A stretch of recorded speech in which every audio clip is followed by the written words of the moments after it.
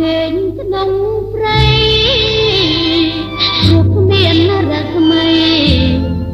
រូបគ្មានសល់អ្វីឲ្យសងខំសងបានសុំហើយទុំមុំ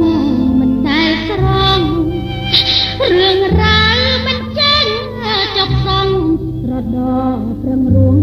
ក្នុងជ្រុងទឹកភ្នែក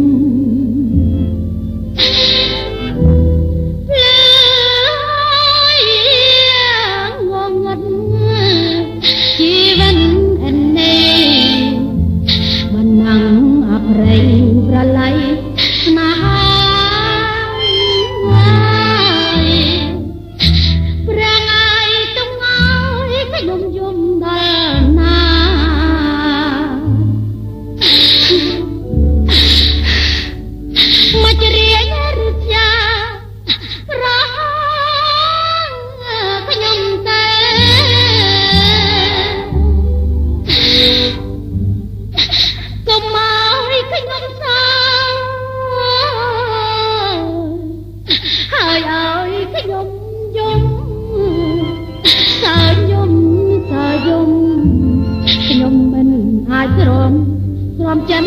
បានឡើយព្រោះបានផលអ្វីបើអង្គនេះហើយមិនរៀងមិន